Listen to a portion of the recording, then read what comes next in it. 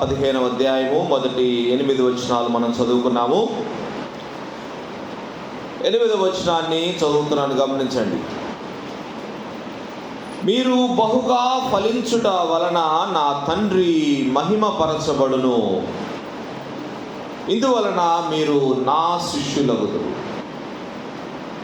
మీరు బహుగా ఫలించుట వలన నా తండ్రి మహిమపరచబడును, ఇందువలన మీరు నా శిష్యులగుదురు. ప్రార్థన చేసుకుందాం. కృప కలిగిన తండ్రి, ప్రేమ కలిగిన యేసయ్యా, మీకు వందనాలు.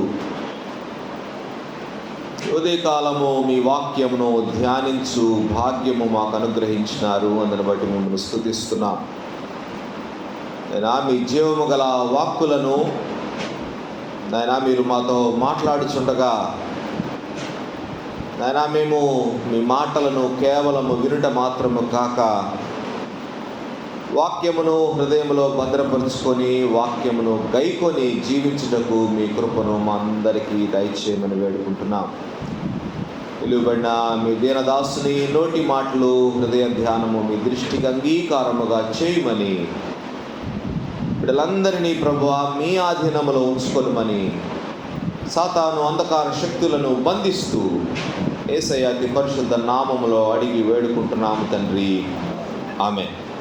ఈ సంవత్సరము మన అంశము, మన థీమ్ ఫ్రూట్ఫుల్నెస్, ఫలించే జీవితం, ఫలభరితమైన జీవితం. ఫలించాలంటే మనము ఏం చేయాలో వాక్యం ఈరోజు చదువుకున్నాం. ఫలించాలంటే చూడండి, ఒక వచనాన్ని చదువుదాము. 5వ వచనం, యోహాను సువార్త 15వ అధ్యాయం 5వ వచనం. ద్రాక్షావల్లిని నేను, తీగలు మీరు.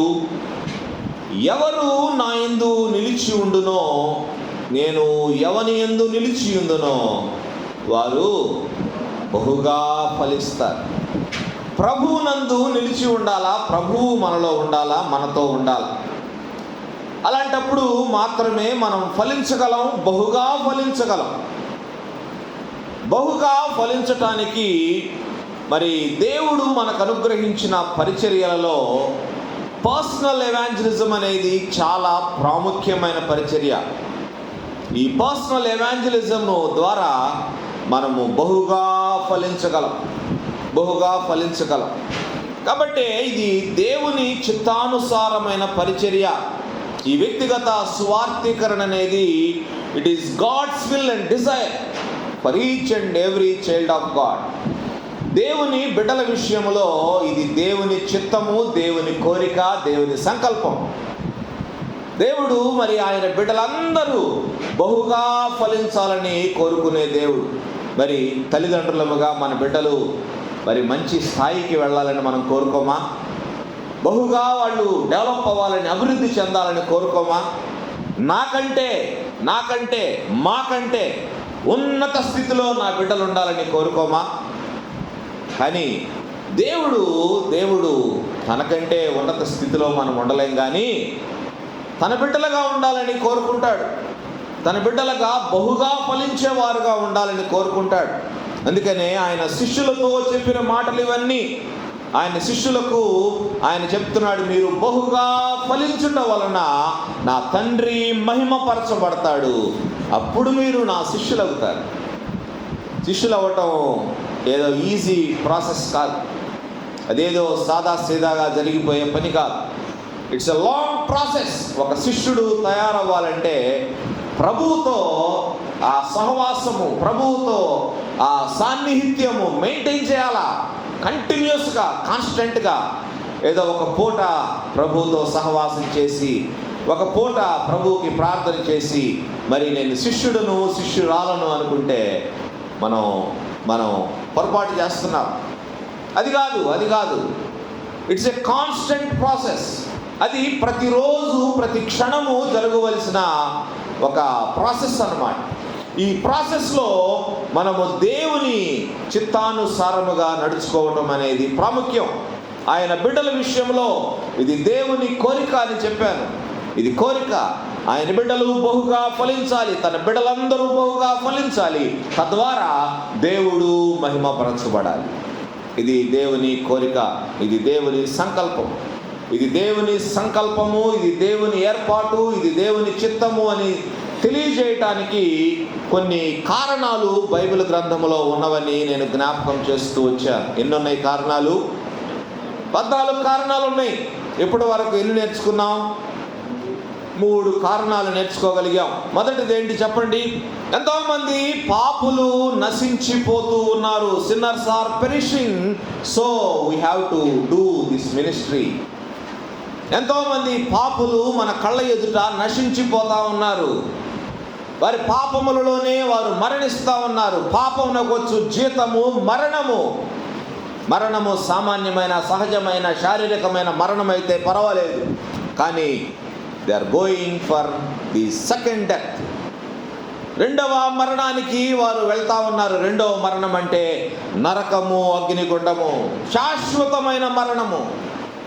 అందును బట్టి ఈ పరిచర్య మనము తప్పక చేయవలసిన వారముగా ఉన్నాం. రెండవ కారణం ఏంటి చెప్పండి? క్రీస్తు ప్రేమ మనలను బలవంతము చేయుచున్నది కనుక మనము ఈ పరిచర్య చేయాలి. Christ love is కన్స్ట్రైనింగ్ us. క్రీస్తు ప్రేమ ఆయనను నమ్మిన బిడ్డలను మౌనముగా కూర్చొనీయదు. క్రీస్తు ప్రేమ ఆయన నమ్మిన బిడ్డలను ముందుకు నెట్టుకుంటూ వెళుతుంది, బలవంతం చేస్తుంది. ఎందుకంటే ఆత్మలు నశించిపోతా ఉన్నాయి. సంపాదించు, రక్షించు అని క్రీస్తు ప్రేమ మనల్ని బలవంతము చేస్తూ ఉంటుంది. అందును బట్టి మనం ఈ పరిచర్య తప్పక చేయాలి. మూడవ కారణం ఏంటి? ఇది దేవుని ఆజ్ఞ.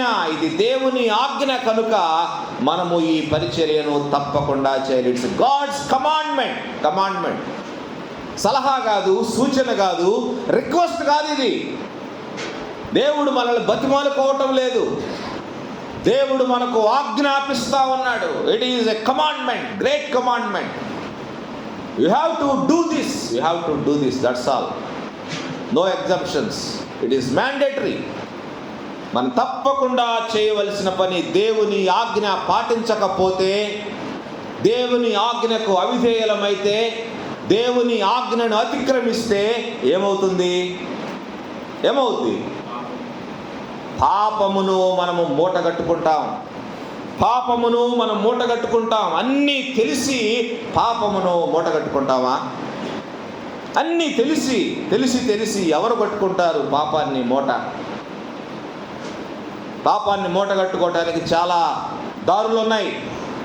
కానీ ఈ పరిస్థితిలో మనము దేవుని ఆజ్ఞను అతిక్రమించటము భయంకరమైన పాపం. ఆదాము హవ్వలనే దేవుడు విడిచిపెట్టలేదు. నేను నా చేతితో చేసిన మనుషులు కదా, నా చేతితో నేను ప్రేమగా తయారు చేసిన మనుషులు కదా, పాపం చేశారు, సరేలే క్షమిద్దామని దేవుడు అనుకోలేదు. వారిని సైతము దేవుడు శిక్షించినాడు. కాబట్టి నేను మరి దేవుని దృష్టిలో మరి ఆయన చేతితో చేసిన వారము కాదు, కానీ మనము మన తల్లి గర్భములో ఆయన చేత రూపించబడిన వారు. మనము కూడా దేవుని క్షమాపణ పొందుకోలేము దేవుని ఆజ్ఞను అతిక్రమిస్తే. కాబట్టి దేవుని ఆజ్ఞను మనము అతిక్రమించకూడదు. ఈ పరిచర్యను మనము తప్పక చేయవలసిందే. నువ్వు తప్పక ఈ పరిచర్యలో పాలి భాగస్థురాలవు కావలసిందే. నీకు చేత కాకపోతే చేసేవారికి సాయం చేయాలా, లేదంటే చేసేవారి వద్దకు వారిని నడిపించాలా.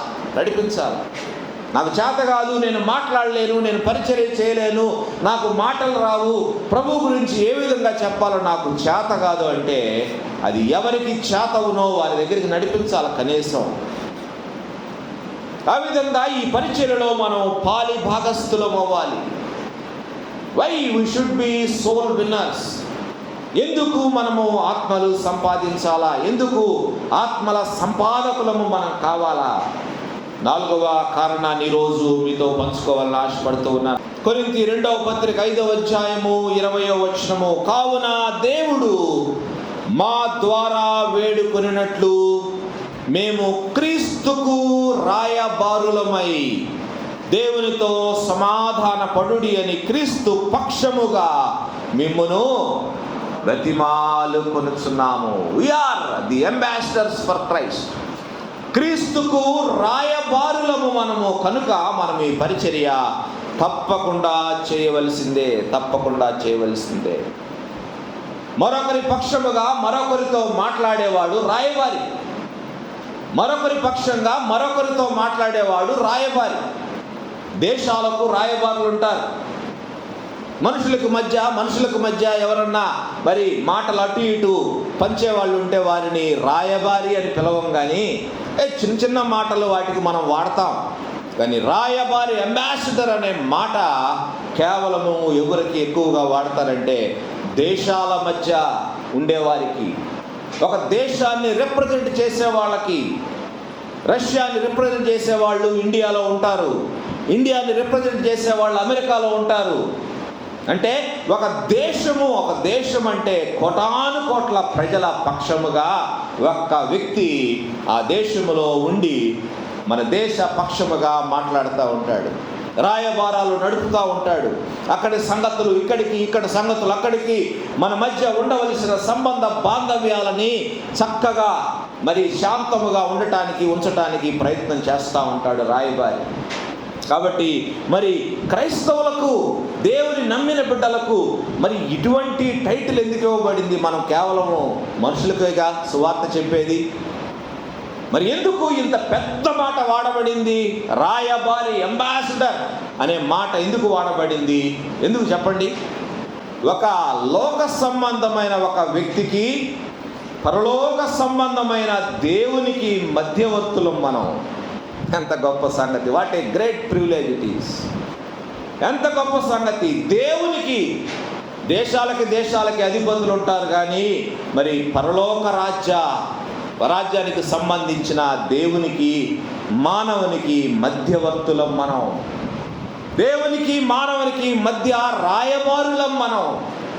క్రీస్తుకు రాయబారులం అంట. క్రీస్తుకు రాయబారులం. యార్ the representatives for the Kingdom of God. దేవుని రాజ్యమునకు రాయబారులం మనము. క్రీస్తు పక్షముగా మాటలాడవలసిన వారము, క్రీస్తు పక్షముగా నిలువబడవలసిన వారము, క్రీస్తు మాటలను మానవునికి తెలియజేయవలసిన వారము మనం. దేవుని మాటలు తెలియజేయటం అంటే సామాన్యమైన సంగత? మన ప్రధాని మాటలని వేరొక ప్రధానికి రాయబారి తెలియజేస్తాడు. కానీ మనం మన దేవుని మాటలను లోకములో ఉండే ఒక సామాన్య మానవునికి తెలియజేస్తాం. It's a great privilege. రాయబారిగా మన పనేంటి? మన బాధ్యత ఏంటి? క్రీస్తు పక్షముగా క్రీస్తును ఎరుగని వారిని ఏం చేయాలి? పౌలు భక్తుడు ఏం రాశాడు? బతిమాలు కొనుచున్నాము. రక్షణ పొందండి. మారు మనసు పొందకపోతే మీ గతి నరకము అగ్నిగుండం. కాబట్టి క్రీస్తు పక్షముగా మేము బ్రతిమాలు కొనుచున్నాము అని రాశాడు. బ్రతిమాలు కొనుచున్నాము. రక్షించబడిన ప్రతి వ్యక్తి, అనగా పాత్రలో ప్రతి మాసము చేయి వేస్తున్న ప్రతి వ్యక్తి క్రీస్తు రాయబారి. He is an ambassador for Christ. She is an ambassador for Christ.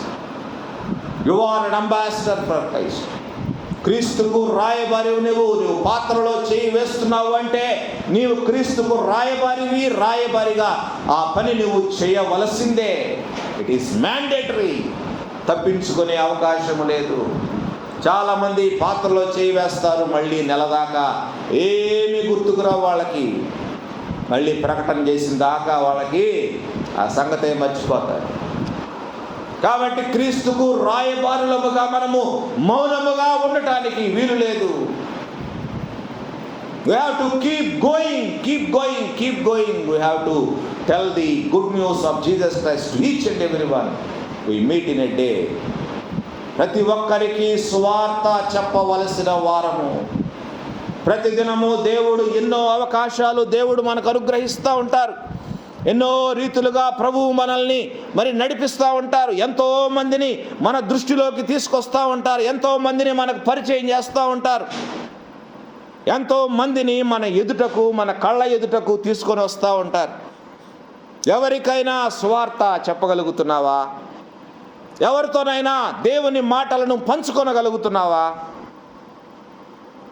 ఇది మనం ఆలోచించవలసిన విషయం. క్రీస్తుకు రాయబారులముగా మనం మౌనముగా ఉంటే దాని వలన మనకు నష్టమే కానీ లాభము ఎంత మాత్రము లేదని మీకు జ్ఞాపకం చేస్తూ ఉన్నాను.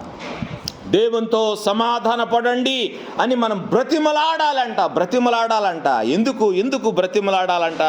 ఎందుకు బ్రతిమలాడాలా? ఎందుకు దేవునితో సమాధాన పడమని బ్రతిమలాడాలా? చూడండి, కొరింథీ 2వ పత్రికలోనే 5వ అధ్యాయము 18-19 వచనాల్లో పౌలు భక్తుడు వ్రాస్తా ఉన్నాడు. ఎందుకు మనము సమాధాన పడటానికి బ్రతిమలాడాలంటే, సమస్తమును దేవుని వలననైనవి, ఆయన మనలను క్రీస్తు ద్వారా తనతో సమాధాన పరచుకొని ఆ సమాధాన పరచు పరిచర్యను మనకు అనుగ్రహించెను. అదేమనగా, దేవుడు వారి అపరాధములను వారి మీద మోపక క్రీస్తునందు లోకమును తనతో సమాధాన పరచుకొనుచు ఆ సమాధాన వాక్యమును మాకు అప్పగించెను. It is God's plan. ఇది దేవుని ఏర్పాటు. దేవుడు ఈ ఏర్పాటు చేశాడు. దేవునితో ఖచ్చితంగా సమాధాన పడాలి, వేరే మార్గం లేదు. ఎందుకంటే దేవుడు మన అపరాధాలను మన మీద మోపలేదు. దేవుడు మన అపరాధాలను మన మీదే మోపితే మనమే శిలువ శిక్షను భరించవలసి ఉండేది. కానీ దేవుడు తన ప్రేమ చొప్పున మన అపరాధములను మన మీద మోపక మన స్థానములో క్రీస్తు, మన ప్రభు అయిన యేసు క్రీస్తు వారి మీద మన అపరాధములను మోపినారు. మన ప్రభు అయిన క్రీస్తు మన అపరాధములను భరించి మనము పొందవలసిన శిక్షను, నేను పొందవలసిన శిక్షను ఆయన పొందాడు, ఆయన భరించారు. క్రీస్తు ద్వారానే మనకు రక్షణ, క్రీస్తు ద్వారానే మనకు విడుదల, క్రీస్తు ద్వారానే మనకు స్వస్థత, క్రీస్తు ద్వారానే మనకు భద్రత, క్రీస్తు ద్వారానే మనకు శాప విమోచన, క్రీస్తు ద్వారానే మనకు పరలోక రాజ్యం. ఆయన ద్వారా తప్ప నేనే మార్గమును సత్యమును జీవమునై ఉన్నాను, నా ద్వారానే తప్ప తండ్రి యొద్దకు ఎవరును రారు, నా ద్వారానే తప్ప. క్రీస్తు ద్వారానే మనము పరలోక రాజ్యమును చేరగలం. క్రీస్తు ద్వారానే మనకు రక్షణ, క్రీస్తు ద్వారానే మనకు విడుదల. సాతాను బంధకముల నుండి, పాపము నుండి, శాపము నుండి మనకు విడుదల. కాబట్టి మనకు వేరే మార్గం లేదు, వేరే ఆప్షన్ లేదు. వేరే మార్గం ఉంటే ఆ మార్గాన్ని మనం చూజ్ చేసుకునే వాళ్ళమేమో, కానీ వేరే మార్గము లేదు కనుక మనము ఆ క్రీస్తు పక్షముగా, క్రీస్తు రాయబారులముగా దేవునితో సమాధాన పడుడి అని మనము బ్రతిమలాడి ఆత్మలను సంపాదించాలి. బ్రతిమలాడటం మనకి ఇష్టం ఉండదు. చాలాసార్లు ఒకసారి 2 సార్లు అడిగి చూస్తాం, లీవ్ ఇట్ అనుకుంటాం. మాట వినటం లేదు, లెక్క చేయటం లేదు. ఇంకెన్నిసార్లు బ్రతిమలాడాలా, ఎంతకాలం బ్రతిమలాడాలా, ఎన్నిసార్లు పిలవాలా? విసిగిపోతాం. కానీ దేవుడు విసిగిపోతే మనం బ్రతుకుతామా? ఆలోచించండి. మనం చేసే పనులను బట్టి, మనం చేసే దురాగతాలను బట్టి దేవుడే విసిగిపోతే మనం క్షణమైనా బతుకుతామా? ఎంత వేదనకు గురి చేస్తూ ఉంటాం మనం దేవుడిని ప్రతిరోజు. ఎంత దుఃఖానికి గురి చేస్తూ ఉంటాం మనం ప్రతిరోజు, మన పనుల ద్వారా, మన మాటల ద్వారా, మన చూపుల ద్వారా, మన ఆలోచనల ద్వారా, మన నడతల ద్వారా. ఎంతగా ఆయన మనస్సును మనం గాయపరుస్తూ ఉంటాం. ప్రభువే విసిగిపోతే మరి మనల్ని క్షమించేది ఎవరు? ఇంకా ఆలోచన చేయండి. ప్రభువు నీ గురించి విసిగిపోలేదు, అందుకే నువ్వు బ్రతికున్నావు. ప్రభువు నీ గురించి విసిగిపోలేదు, అందుకే నువ్వు ఆరోగ్యముగా ఉన్నావు. అందుకే ఆయన సన్నిధిలో నువ్వు కూర్చోగలిగావు. నువ్వు కూడా విసిగిపోకూడదు. ప్రభువుని బట్టి నీవు కూడా విసిగిపోకూడదు. నా ప్రభువు నా గురించి విసిగిపోవటం లేదు కదా, నేను ఎందుకు విసిగిపోవాలా? ఆత్మలు సంపాదించడానికి మనం విసిగిపోకూడదు. దేవుడు మనకు అవకాశం ఇచ్చిన కొలది, ఆయుష్నిచ్చిన కొలది, ఆరోగ్యం ఇచ్చిన కొలది మనము ఆత్మలు సంపాదించవలసిందే. సువార్త చెప్పవలసిందే. నోరిచ్చాడు కదా దేవుడు నీకు, జ్ఞానం ఇచ్చాడు కదా దేవుడు నీకు, ఆలోచించే జ్ఞానం ఇచ్చాడు కదా. పనులు చేయడానికి చేతులు ఇచ్చాడు కదా, వినటానికి చెవులు ఇచ్చాడు కదా. అవి లేని వాళ్ళని ఊహించుకోండి ఒకసారి. దేవుడు నీకు అన్నిటినీ సక్రమంగా నీకు దయచేసినప్పుడు దేవుని కొరకు మనం బ్రతకటంలో మరి వేరే ఆలోచన ఇంకేమైనా ఉందా? దేవుని కొరకు కాక దేని కొరకు బతుకుతావు నువ్వు? ఇంకా నీకు ప్రాణం ఇస్తుంది ఆయన, నీకు ఆరోగ్యం ఇస్తుంది ఆయన, నీకు సకల ఆశీర్వాదాలు ఇచ్చి ప్రతి దినము నూతన దినాన్ని చూడటానికి అవకాశం ఇస్తుంది ఆయన. ఈ మధ్య ఒక డాక్టర్ గురించి మనం చదివాం. ఒక డాక్టర్ గారు, ఆయనకి 41 సంవత్సరాలు. ఆయన గుండె వైద్యుడు, కార్డియాలజిస్టు. ఆయన 41 సంవత్సరాలు వచ్చేటప్పటికి 16,000 సర్జరీస్ చేశాడంట. 16,000 ఆపరేషన్లు. ఊహించండి ఒకసారి, 41 ఆయన ఏజీ. 16,000 సర్జరీలు చేశాడు.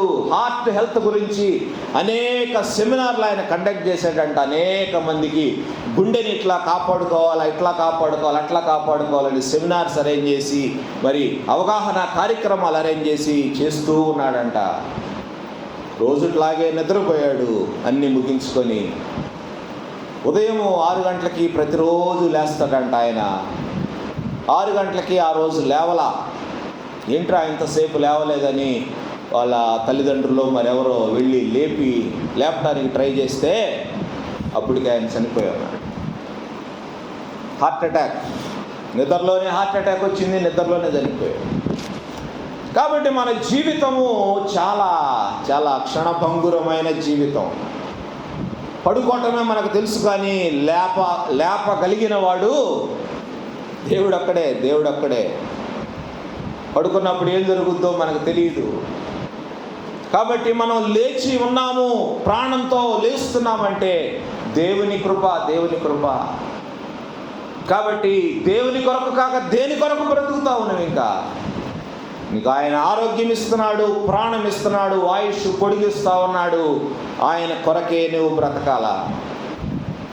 నీ కొరకు నువ్వు బ్రతుకుతున్నావేమో, ఇంకా దేని కొరకైనా నువ్వు బ్రతుకుతున్నావేమో పరిశీలించుకో ఈ ఉదయకాలం. ఈ లోకంలో ఎవరు నీకు ఏది చేయలేరు. ఈ లోకంలో ఎవరు చేయలేని వాటిని దేవుడు నీ కోసం చేస్తున్నాడు ప్రతిరోజు.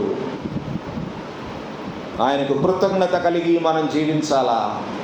కృతజ్ఞత కలిగి జీవించడం అంటే ఆయన గురించి మరొకరికి చెప్పటమే, మరొక ఆత్మను సంపాదించడమే కృతజ్ఞత కలిగి జీవించడం అంటే. ప్రభువుకు మనం కృతజ్ఞత కలిగి జీవిద్దాం. దేవుడు ఎంతగా మనల్ని ప్రేమిస్తున్నాడు, ఎంతగా మనల్ని మరి ఆయన కనికరిస్తున్నాడు, ఎంతగా కాపాడుతున్నాడు, ఎంతగా ఆయన మనపై జాలి చూపిస్తూ ఉన్నాడు.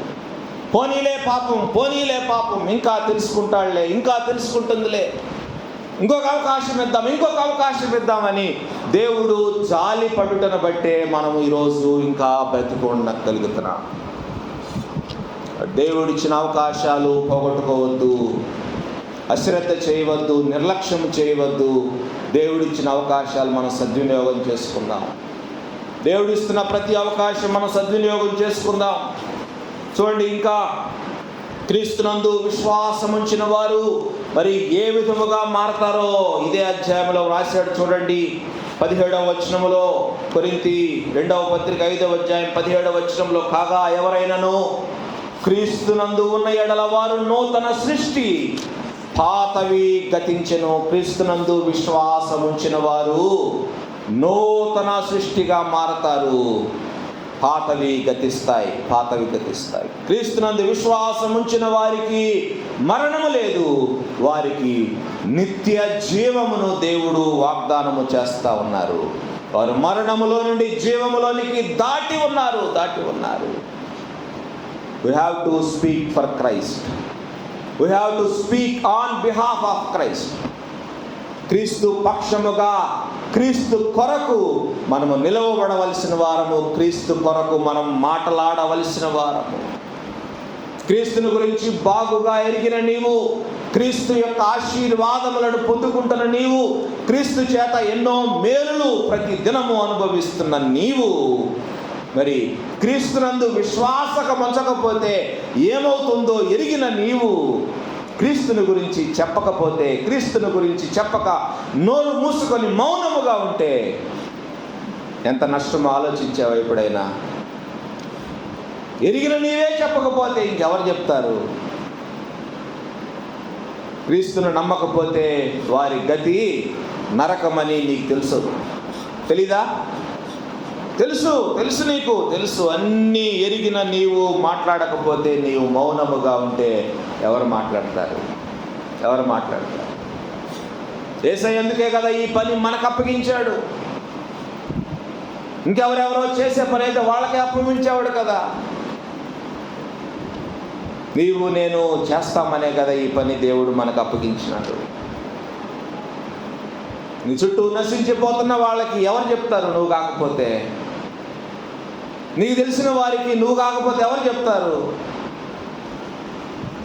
వారిని దేవుడు అందుకే కానీ నీకు పరిచయం చేశాడు, అందుకనే కానీ నీకు దగ్గరగా ఉంచాడు, అందుకనే కానీ నీకు నీ కను సన్నల్లో ఉంచాడు వాళ్ళకు నువ్వు కాకపోతే ఎవరు చెప్తారు? నువ్వెరిగిన సత్యాన్ని, ఆ సత్యమును ఎరుగక నశించిపోతున్న వారికి నువ్వు కాకపోతే ఎవరు చెప్పలేరు. ఎందుకంటే ఆ సత్యము నీకే తెలుసు. సత్యము ఎరగని వారికి చెప్పవలసిన బాధ్యత నీది కాదా? రక్షించబడిన నీది కాదా ఆ బాధ్యత? ఖచ్చితంగా మనదే ఆ బాధ్యత. క్రీస్తుకు రాయబారివి నీవైతే నీవు ఈ పనిని తప్పకుండా ప్రతి దినము చేయవలసిందే.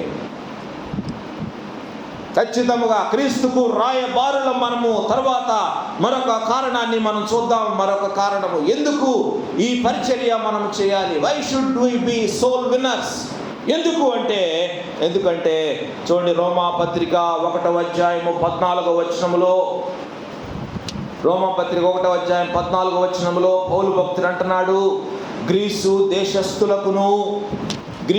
దేశస్థులు కాని వారికిని, జ్ఞానులకును మూఢులకును నేను రుణస్థుడను. మనం రుణస్థులము. మన చుట్టూ ఉన్న వారికి మనం రుణస్థులము. దేవుడు ఎందుకు ఈ పరిచర్య మనం చేయాలంటే, ఇది దేవుడు మనము తప్పక చేస్తాము అని నమ్మి మనకు అప్పగించిన బాధ్యత. This is the responsibility entrusted to us by God. Entrust అంటే మనము చేస్తామని నమ్మి మనకు అప్పగించిన పని అన్నమాట. మనకు అప్పగించిన బాధ్యత. It's a responsibility. తప్పించుకునే అవకాశం లేదు. పనులైతే తప్పించుకోవచ్చు, బాధ్యతలు తప్పించుకోవడానికి అవకాశం లేదు. భర్తగా కొన్ని బాధ్యతలు ఉంటాయి, తండ్రిగా తల్లిగా కొన్ని బాధ్యతలు ఉంటాయి. పనులు కాదు. పనులు తప్పించుకోవచ్చు ఏదైనా, బాధ్యతలు తప్పించుకోగలమా? You cannot escape, you cannot skip. వాటిని మనం వదిలిపెట్టలేం. బాధ్యత లేని వాళ్ళని తల్లి తండ్రి అని పిలవటానికి అర్హులు కాదు. అవునా? కాబట్టి బాధ్యతను దేవుడు మనకు అప్పగించాడు. Responsibility. We are responsible for the people who are lost around us. మన కళ్ళ ఎదుట నశించిపోతున్న వారి గురించి బాధ్యత వహించవలసిన వారం మనం. అందుకనే దేవుడు మనకు ఈ పనిని అప్పగించాడు. మన మీద అంత నమ్మకం ఆయనకి. మనము చేస్తామనే నమ్మకం. తప్పకుండా ఈ పనిని నా బిడ్డలు నిర్వర్తిస్తారు ఈ భూమి మీద అని నమ్మకం. అందుకనే ఆయన ఈ పనిని అప్పగించారు.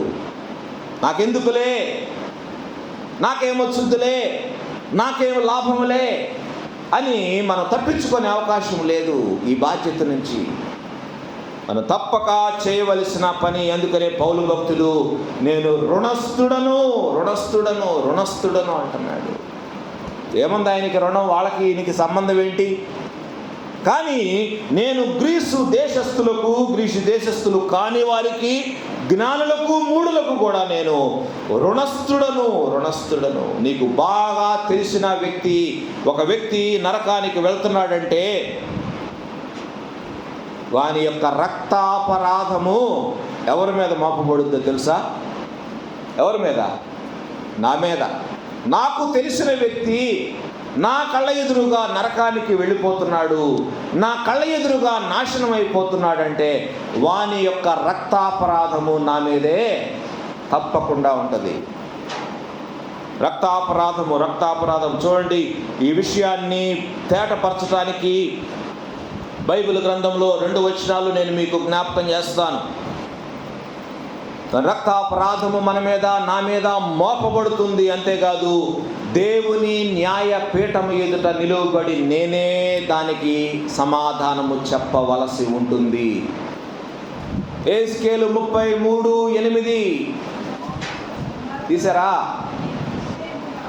దుర్మార్గుడా, నీవు నిశ్చయముగా మరణము నొందుదు అని దుర్మార్గునికి నేను సెలవీయగా అతడు తన దుర్మార్గతను విడిచి జాగ్రత్త పడునట్లు నీవు ఆ దుర్మార్గునికి నా మాట తెలియచేయని ఎడల ఆ దుర్మార్గుడు తన దోషమును బట్టి మరణము నొందును, కానీ అతని ప్రాణమును గూర్చి నిన్ను విచారణ చేయుదును.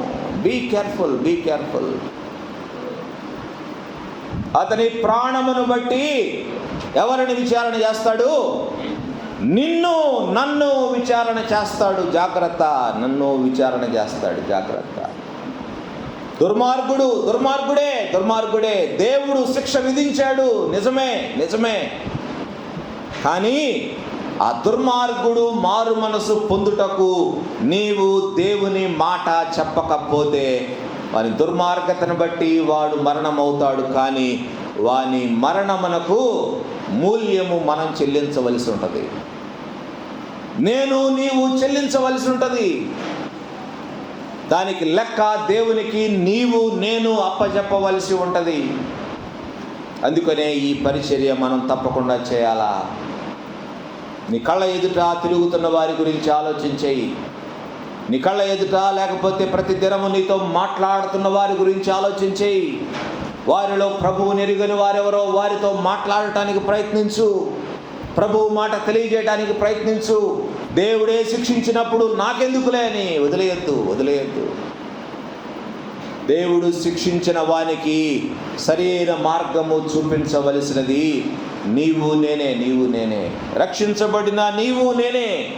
ఆ బాధ్యత మన మీద మోపబడి ఉన్నది. You will be held responsible for the lost soul. నశించిపోయిన ఆత్మను గురించి దేవుడు నన్ను లెక్క అడుగుతాడు. అందుని బట్టి మనం జాగ్రత్త పడాలా. తర్వాత మరొక వచనాన్ని చూద్దాము. క్రొత్త నిబంధనలో నుంచి మరొక వచనాన్ని చూద్దాము. యాకోబు పత్రిక 5వ అధ్యాయము 19-20 వచనాలు గమనించండి. నా సహోదరులారా, మీలో ఎవరైనను సత్యము నుండి తొలగిపోయినప్పుడు మరి ఒకడు అతనిని సత్యమునకు మళ్ళించిన ఎడల పాపిని వాని తప్పు మార్గము నుండి మళ్ళించువాడు మరణము నుండి ఒక ఆత్మను రక్షించి అనేక పాపములను కప్పివేయునని తాను తెలుసుకొనవలెను. చూడండి, 2 మాటలకు ఎంత వ్యత్యాసం, 2 వచనాలకు ఎంత వ్యత్యాసం. ఒకరిని రక్షించకపోతే ఆ పాపము శాపము నీ మీద మోపబడుతుంది. రక్తాపరాధం నీ మీద మోపబడుతుంది, నీవు దానికి లెక్క ఒప్పజెప్పవలసి ఉంటుంది. ఇక్కడ ఏమని రాశాడంటే పాజిటివ్గా రాశాడు. ఎవరైనా సత్యము నుండి తొలగిపోయినప్పుడు మరి ఒకడు అతనిని సత్యమునకు మళ్ళించిన ఎడల, పాపిని వాని తప్పు మార్గము నుండి మళ్ళించువాడు మరణము నుండి ఒక ఆత్మను రక్షించి అనేక పాపములను కప్పివేయునని తాను తెలుసుకొనవలెను. నీవు ఒక వ్యక్తిని నువ్వు రక్షిస్తే, ఒక వ్యక్తిని పాపము నుండి నీవు మళ్ళిస్తే, ఒక వ్యక్తిని దారిలోనికి నీవు తీసుకొని రాగలిగితే దానికి రావలసిన బహుమతులు అన్నీ నీకు అనుగ్రహించబడతాయి. తెలుసుకోవాలా, 2 వచనాలకి మనం అర్థాన్ని తెలుసుకోవాలా. రక్షించకపోతే శాపము శిక్ష మనకే, రక్షించితే వాని పాపములను కప్పి మనము ఆశీర్వదించబడతాం. కాబట్టి దేవుడు మనలను నమ్మి ఈ బాధ్యత మనకు అప్పగించినారు కనుక ఈ పరిచర్య మనము తప్పక చేయాలా. ఆత్మలను సంపాదించడం లేదంటే నువ్వేం చేస్తున్నావు? ఆత్మలను హత్య చేస్తున్నావు. You are soul murderer. నీవు ఆత్మలను చంపేస్తున్నావు. ఆత్మలను నరకానికి పోవటానికి నీవు నీ జీవితము ద్వారా నీవు అనుమతిస్తున్నావు. కొంతమంది నరకానికి వెళ్ళటానికి నీవే కారణమవుతా ఉన్నావు. You are a soul murderer. జాగ్రత్త. ఆత్మలు, నీ కళ్ళ ఎదుట ఉన్న ఆత్మల గురించి బాధ్యత వహించవలసిన వాడవు నీవే. దేవుడు వారి గురించి నిన్నే లెక్క అడుగుతాడు, నన్ను అడగడు. నీ చుట్టూ ఉన్న వారి గురించి నిన్నే లెక్క అడుగుతాడు, నన్ను కాదు, నిన్నే అడుగుతాడు. కాబట్టి ఆత్మలను సంపాదించే విషయంలో, సువార్తను ప్రకటించే విషయంలో బహు మెలకువగా ఉందాం, బహు జాగ్రత్త కలిగి ఉందాం. నీకు తెలిసిన వారికి నీవు నోరు తెరచి సువార్త ప్రకటిస్తే ఎంతోమందిని నరకానికి పోకుండా నీవు కాపాడగలుగుతావు. పరలోక రాజ్యానికి వారిని వారసులు చేయగలుగుతావు. దేవుడు నీకు అప్పగించిన బాధ్యత నీవు నెరవేర్చగలుగుతావు. ఈ పరిచర్య మనం చేద్దాం. యువతీ కాలం ఆలోచించడానికి ప్రయత్నం చేయండి. దేవుడు మనకు అప్పగించిన పని ఏదో ఆషామాషి పని కాదు. చేస్తే చేస్తారు, లేకపోతే లేదు అని మనకు అప్పగించిన పని కాదు. నువ్వు తప్పకుండా చేస్తావని నమ్మి నీ యందు నమ్మకం ఉంచి నీకు అప్పగించిన పరిచర్య ఇది. కనుక ఈరోజు నుంచి ఆ రీతిగా ఆలోచించడం ప్రారంభించు. నా చుట్టూ ఉన్న వారి గురించి బాధ్యత వహించవలసిన వాడను నేనే. దేవుడు నన్ను లెక్క అడుగుతారు అని ఆలోచించు. అప్పుడు ఆత్మలను సంపాదించే తృష్ణ, ఆశ నీకు కలుగుతుంది. దేవుడు అట్టి కృప మనందరికీ అనుగ్రహించును గాక. తల్ల వంచి ప్రార్థన చేసుకుందాం. మన జీవితాలను పరిశీలన చేసుకుందాం. ఏ విషయాల్లో మనం వెనకబడిపోతున్నాం, ఏ విషయాల్లో మనం ప్రభువుని గాయపరుస్తున్నాం, ఏ పనిని మనం చేయకుండా మనం నిర్లక్ష్యముగా ఉంటున్నాం. జీవితాలను పరిశీలన చేసుకుందాం. ఈ ఉదయకాలం ప్రభువు లెక్క అడుగుతాడు. తప్పించుకోలేం. మనమందరము ఒకానొక దినమున క్రీస్తు న్యాయపీఠము ఎదుట నిలువబడతాం. ఎందుకంటే మన గురించి మనం లెక్క అప్పచెప్పటానికి, దేవుడు అనుగ్రహించిన ఆయుష్ను గురించి లెక్క అప్పచెప్పటానికి, దేవుడు మనకు అనుగ్రహించిన తలాంతుల గురించి లెక్క అప్పచెప్పటానికి, దేవుడు మనకు అనుగ్రహించిన వనరులను గురించి లెక్క అప్పచెప్పటానికి, దేవుడు మనకు అనుగ్రహించిన ఆరోగ్యముల గురించి లెక్క చెప్పటానికి మనం ప్రభువు ఎదుట నిలువబడతాం. పరిశీలించుకుందాం ఈ ఉదయకాలం మన జీవితాలను. తప్పిపోయినట్లయితే అడుగుదాం ప్రభువుని, ప్రభువా తప్పిపోయాను, నన్ను క్షమించండి ప్రభువా.